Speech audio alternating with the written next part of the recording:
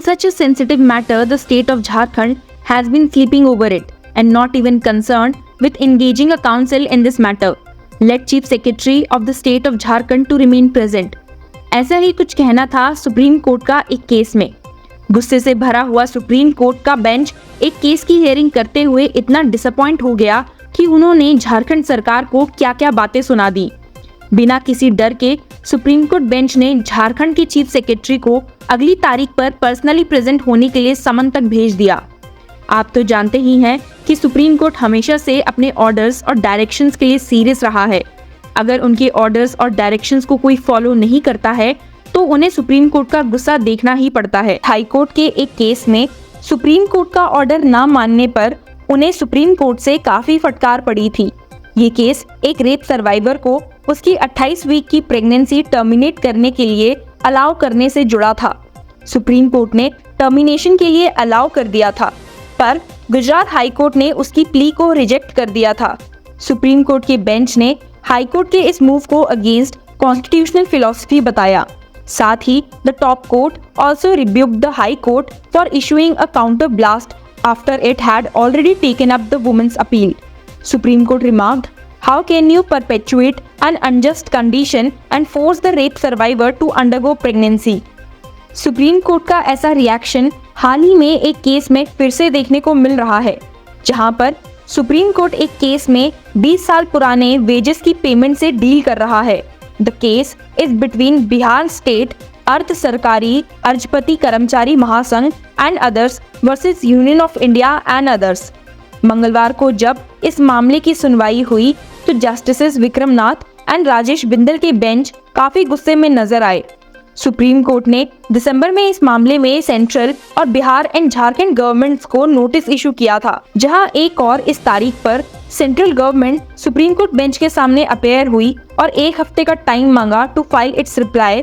झारखंड सरकार की panel lawyer advocate Pallavi Langar ने बेंच को कन्विंस करने की कोशिश की कि वो अपने डायरेक्शंस को रिकंसीडर कर ले, लेकिन बेंच ने कहा, "We are declining the said request for the reason that the present matter has not been assigned to any council for the state of Jharkhand and Ms. Langar has made this statement only in good faith to defend the state of Jharkhand."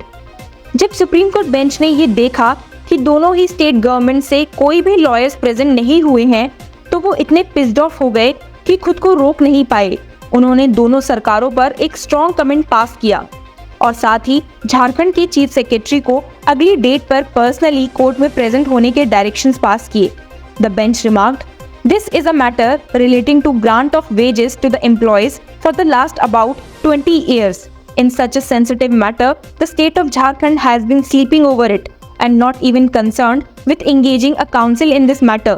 Let the Chief Secretary of the state of Jharkhand to remain present before this court on 9th October 2023 for the reason that despite due service of notice, no one has put in appearance on behalf of the state of Jharkhand."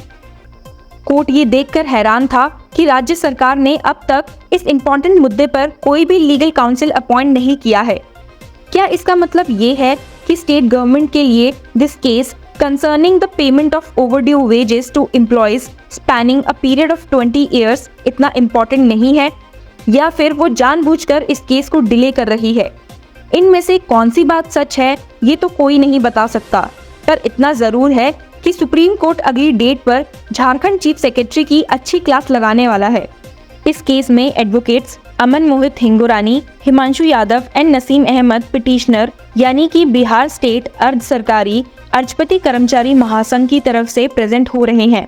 वहीं additional solicitor general Vikramjit Banerjee with advocates Piyush Beriwal, Nidhi Khanna, Chinmayi Chandra, Rajesh Kumar Singh, AK Sharma and Prashant Rawat represented the central government.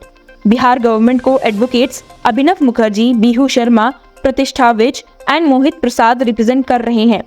और Jharkhand government का तो आप सुन ही चुके हैं, उन्होंने अब तक इस केस में कोई भी लीगल काउंसिल अपॉइंट नहीं किया है। केसेस में सरकार की यही डिलेज हमें मजबूर करते हैं ये सोचने पर कि जस्टिस के लिए लड़ना कितना मुश्किल है, और कुछ लोग तो बस इसी वजह से अपने साथ हो रहे गलत को सही नहीं करना चाहते, as they are slowly losing hopes and trust from the process of justice. आपका इस बारे में क्या विचार है? Tell us in the comment section and keep following us for more such news.